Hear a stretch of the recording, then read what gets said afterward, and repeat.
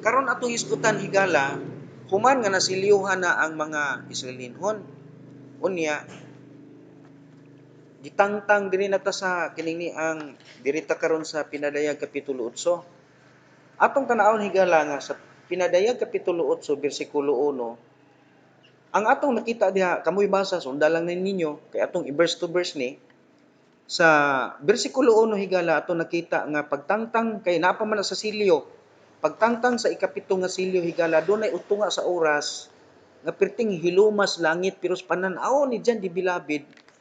Sa bersikulo 2 atong nakita diha nga ang pito ka anghel naa na ug gihatagan sila og pito ka trumpeta aron ilang gamiton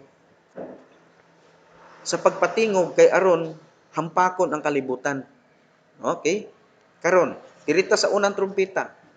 Unsa may nahitabo? Ano, dili pa trumpeta.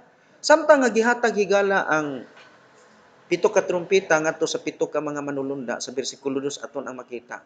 Diha pod mga higala sa bersikulo 3 padulong sa bersikulo 5 sa maong kapitulo. Atong nakita nga dunay lain nga anghel nga miabot ug niya nagdala siya insensaryo. Kanang insensaryo butanganan nag-insenso, gibutangan niya nagkalayo, unya gibubuan pa gyud og dugang daghang insenso. Dayon tapos gibutangan niya og kalayo gikan sa halaran sa Dios. Dito ni sa langit ha, dito ni sa langit na hitabo. Nakita na pananaw na ni John the Beloved.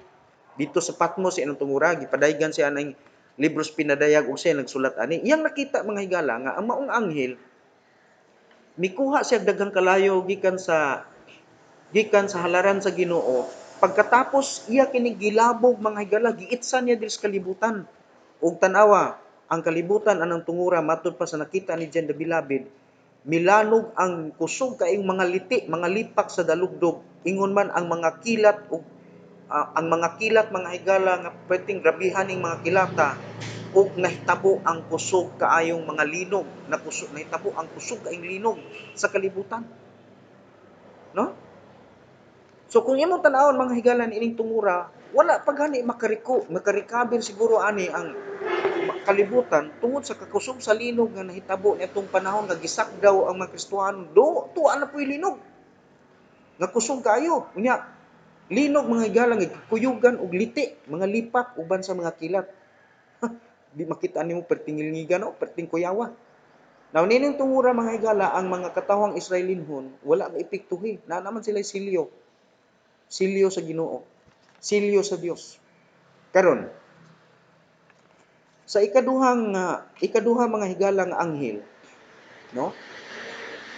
Ato nang mabasa diha sa unang anghel pa di ay ang sa bersikulo 6 mga higala, bersikulo 6 ngadto sa bersikulo 7. Mato mo niya makita nga ang unang anghel mipatingog na siyang trumpeta, sina katunang trumpeta. Mipatingog siya trumpeta ug tan-awa mga higala unsay nahitabo. Ang kalibutan matud pa giulanan og ayes kalayo nga gisagulan og dugo. Pagtangilhig kayo mga higala. Pagpatingog sa unang trumpeta, mao pay wa pa gani mahuman siguro higala ang pagkuan kaning ni ang kaning unsay ngala ni wa pa siguro gani mga higala mga ugkat gani tingali ini. Takabalo no, basig distansya na siguro nga semana. Wa man kay na wa mo pud nasulat dili. Wa ta kabalo unsa ang distansya pero mga higala nagtuo kung kadili layo kay kung madugay-dugay pa ang mahitabo ana maka lihok na pud sa silag pugong adtong nagtukod sa templo. No? Kay tukuron man na ang templo sa mga Israelinon. So, niya nagtungura mga higala, ang kalibutan na pud giulanan og kalayo. Imagine higala mag-ulan og kalayo, sagol pag yun ice. Kana bang isno ba mag-ulan og snow, ang nakaapan sagol pud ang kalayo og dugo. Ngilngiga kayo, di ba? Makita nimo mga higala. Kani siya nga katalagman, dili na simbolikal ha. Dili ni simbolikal. Literally pinadayag gani. Although ang pinadayag mga higala naa na sa gitawag og mga simbolikal, naa na sa gitawag higala og mga kuan ba, mga kana man kung simbolikal mga higala, gigamit man gud na siya aron masabtan nato. Pero usahay kita maimtang nga lisoda sabton simbolikal man na. Pero mga higala gikan ra pud sa mga bersikulo, hatagan man gud matin-awan man gud ta. Okay, ato ta sa ikaduha nga anghel. Bersikulo 8 ngadto sa bersikulo 9. Ang ikaduha nga anghel mipatingog siyang trumpeta ug tan-awa higala, no? Tan-awa kun imong basahon ang pinadayag kapitulo 8, unsa may nahitabo? Kapitulo 8 bersikulo 8 ngadto sa 9 unsa? Dunay natagak mga higala nga ingon sa usa ka bukid ug didto ni mahulog sa dagat sa katubigan. Unsa may nahitabo mga higala sa tubig? Ang tubig nahimong dugo. Oh, nahimong dugo ang tubig. Imagine kuno bi. Dili raman kay ang dagat ang nahimong dugo ani. Ang katubigan man gina, ang dagat ug ang mga katubigan nahimong dugo.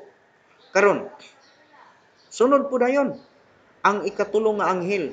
Unsa man ni? Gipatingog ang ikatulong anghel sa iyang trumpeta ug na unsay nitabo mga higala? Ang bituon na po na po'y nahulog nga bituon gikan sa langit ug ang ngalan sa bituon ginganlan siya og panyawan kay ang tanang tinubdan sa tubig mga higala nahimong pait. Oh, nahimong pait ang kuan. Oh, ah mauna diha perting paita asa. Unsaon ka no madala ba ka nagkaning ang ambot na lang lagi mga higala o mayon tagang tubig pait di maputa. Ay no ba ambot lang kung makuha na sa mga refilling station kuan baka na basta kay nag-ingon ang kasulatan mga higala ang maong bituon nga nahulog gikan sa langit nahulog ngadto sa mga tinubdan sa tubig o ang tubig nahimong pait perting paita na. Pait na gani, si pait yun. Perting lisura ba? Ambot ako pasabot, perting lisura. Kay di ba gid pwede nga dita kainom og tubig. Ang sunod mga higala diha na pud sa bersikulo 12 ngadto sa bersikulo 13. Sa kapitulo 8 gyapon ha. No? Ang ikaupat nga anghel mga higala ipatingog sa kining niyang iyang trumpeta ug unsay nahitabo gihampak niya ang adlaw ug ang bulan ug ang kalibutan mga higala ningit-ngit. Nangit-ngit ang tibuok ang kalibutan. Imagine na mga higala og pila ka adlaw ka mga higala nga ngit-ngit kaayo. Nahitabo biya ni mga higala dito sa Ehipto sa una nga ang Ehipto gitabunan sa halos mahikap kuno nga kangit-ngit. Pero ang ilang gikahibod nga ang mga Israelinhon sa ilang dapit nga nahimutan nga nagbanaag sila dito na sila kahayag. So, mahitabo gid na dito na ta pagkanaon na ta dito sa bersikulo sa kapitulo 9, no? Um, sa kapitulo 9 na ta. Now, kung imong basahon mga higala ang kapitulo 9, no, atong makita diha nga ang ikalima nga sa bersikulo 1 na ug ngadto sa bersikulo 12 taas-taas ni siya.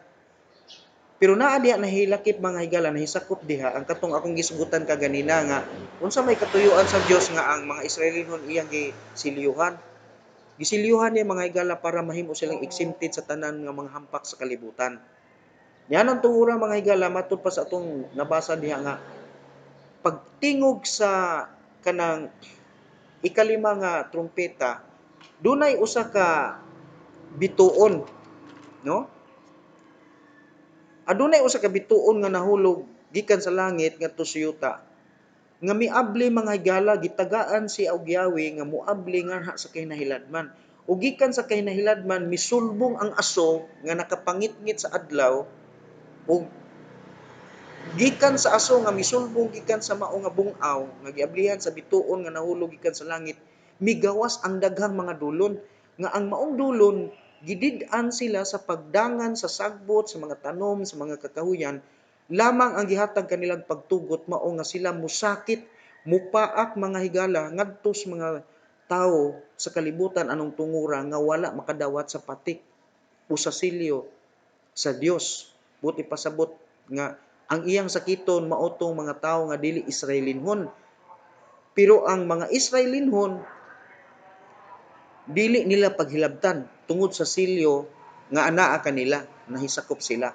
So mao na ang atong nakita diya sa kinatibuk-an nga istorya, no? Karon pag abot diha mga higala sa bersikulo 13. Bersikulo 13 paingon ngadto na pud sa bersikulo 21 kani ang ikaunom nga anghel.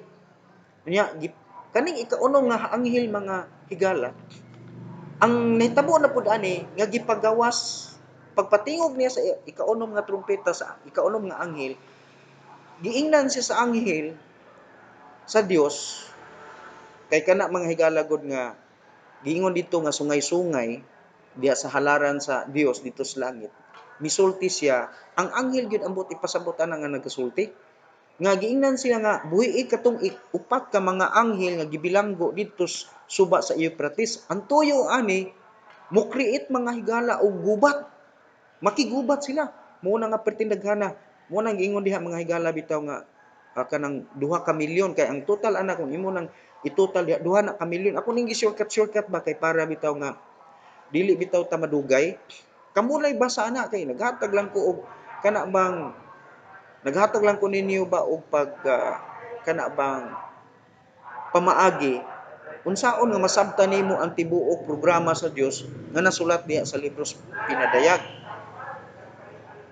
So mao na ang mahitabo diha nga gibuhian ang upat ka mga anghel gikan sa Euphrates unya ang ilang buhaton mga higala mao ang pagpakigubat. Imagine nga naa sila sa dakong problema pero mo declare pagyapon sila magubat sila ang tungura ug daghan kayo ang mga matay ini. Mao na nga pag-abot na nimo diha kay padulong man na sa paingon man na mga higala diha sa bersikulo 21 katapusang bersikulo mo na nga sulod din ta diha sa kapitulo 10 sa pinadayag kapitulo 10 kaning tibuok istorya sa kapitulo 10 mga higala gikan sa bersikulo 1 tama na sa bersikulo 11 kay 11 ra man ni ka bersikulo naay gisgutan diha kanang sa bersikulo 4 nga nadunggan ni John the Beloved higala nga gisulti sa gisulti sa mga dalugdog nga iya untang sulat pero giingnan siya nga isulat na. Abi ninyo unsa na mga higala? Nakita na biyan aron sa mga scientists ug unsa di nang gisulti sa pito ka mga kanini ang unsa ni? Pito ka dalugdog. Unsa man ning gisulti sa pito ka dalugdog? No? Higala ako kanini ang wala man ako na pero akong gituuhan kay sikreto man ni wa gani nasulat. Pero ako mga higala gadtuog gyud ko nga dunay gisulti diri mga higala nga dili sa gusto sa Dios mabutyag. Nya ako pud gusto unda ako pero nga musulti pero kini ako speculation lang ni karon mga higala ang mga scientist pinaagi sa ilang mga gamhanan nga mga telescope nakakita gid sila og dunay mga dili lang kay isa kundi higala daghan kaayo nga mga nakita nila nga mga planeta dito sa halayo pagyud kaayo sa tanan nga mga galaxy nga dili maabot gyud tawo bisag unsa pagkakusog sa sakyanan di gina maabot didto nga matud pa nila nga naa sila nakita didto nga mga kalibutan nga wa gyud kalainan sa kalibutan sa kalibutan sa kini atong gipuy-an kining earth kini ako basin ba pero wa man nasulat sa Bible di lang nato na ibutang gid sa kumpleto sa atong buot no pero ang Biblia nagasulti nga adunay bag-ong kalibutan adunay bag-ong langit ug adunay usa ka bag-ong yuta kani mga higala na diskubre magani karon nila kanang gitawag og black sana gitawag nila black hole sa galaxy o sa universe so na-discover na sa mga scientist pero kana higala nag-prove lang na nga ang Biblia tinuod nga adunay bag-ong langit ug adunay bag-ong kalibutan no gitawag og another dimension mga higala para sa eternidad so walay tawo nga makatugkad sa kaalam sa Dios mao na nga kanang kapitulo 10 pinadayag kapitulo 10 bersikulo 1 ngadto 11 kung imong tan-aw na higala personal na nga pakigsandulot sa Ginoo ngadto ni John the Beloved na gisulti diha sa anghel sa Dios nga para lang kan John the Beloved no para pag-equip sa iya aron nga makahimo siya sa pagsulat sa balaang kasulatan nga mao ang Book of Revelation so mao na diha ang kapitulo 10 1 ngadto 11 now ang highlight lang diha kanang bersikulo 3 ug bersikulo 4. Pero speculation lang ang ato diha. Wala tay proof ana mga higala pero basin ba. Now, mao na nga pag-abot na nato diha sa pinadayag kapitulo 11 uno ngadto sa 2, tanawa di ba gipasukod na ang templo sa Dios? Nganong nasukod na mo naa nay templo ni barog? Nganong naa na may templo nga mi barog? tungod higala kay ang katawhang Israelinhon nga nakadawat sa silyo sa Dios pinaagi sa manulunda human sa pagsakgaw, sila ang gihatagan ana para nga kining templo nga karon hangtod karon wala pa gid nato makita nga dapat unta naa na higala maplastar ug matukod na. Now, human og tukod ining templo sa Jerusalem, pag iabot nimo diha sa kining bersikulo 3, lahos ta diha sa bersikulo 7, pag-abot nga paghuman sa templo, diha na dayon moabot higala si Elias ug si Moses nga magwali ni ani ni tungura sulod sa 3 ka tuig ug tunga. Paghuman sa 3 ka tuig ug tunga, ato nakita sa maong bersikulo 8 sa kapitulo pinadayag 11:8 padulong sa mosunod pang mga bersikulo, lahos ta diha sa kung atong diretsohog basan ang tibuok bersikulo mga higala sa bersikulo 8, atong makita diha ang paggamaw ni Antikristo nga ang pag-ila niya ng tungura sa mga tao sa kalibutan, siya gitawag siya og bayani. Mao na nga kana bitaw higalang gitawag diha og usa sa mga ulo niya nga nasamdan sa samad nga ikamatay kanang ikapito ka ulo sa mapintas nga mananap. Ang iyang samad mga higala mauning nahanaykan mga higala niining mga kasakitan ug mga katalagman nga miabot sa kalibutan human sa pagsakgaw ug human nga ang katawhan nga Israel na nasiliuhan sa silyo sa Dios, katong 7 ka mga trumpeta nga miabot mga higala mauto ang nakapasamad. Ambot ipasabot anang samad mga higala kana bang naluka pa ang ilang ekonomiya nga halos dili na makabarog.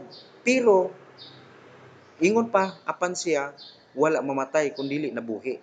So aton tan-aw ni ato ra ning isgutan mo na nga kining mao nga bersikulo nga atong gituki karon, kining mao nga leksyon nga ato karong gisulti, dili ta mo pahinungod mga higala anang pulo nga mupadulong na taan ngadto sa 7 ka ulo. Pero atong hisgutan diri unya ani mga higala padayon ta diri kaning kapitulo 12. Ang mahisgutan nato diri ang kining gitawag og duha ka mga kahibulongan nga talan-awon mahitungod sa usa ka babaye nga nagbati nga matud pa ato lang ning kanon ha, ato ning basahon kay kini simbolikal na ni higala ha? Kani simbolikal na ni. Matud pa niya og dihay na mipakita nga usa ka dako nga kahibulongan diha sa langit, usa ka babaye nga misul-ob sa adlaw ug ang bulan ilalom sa iyang mga tiil ug diha sa iyang ulo ang usa ka korona nga adunay napulo og duha ka bituon. Nga matud pa sa atong mga isuunan nga kini ang Roman Catholic nga kuno kana si Maria. So mao na itong sunod nga subject unya higala. Dili man ta kadiretso dito sa 7 ka ulo kundi sa punta pud mo agi ani.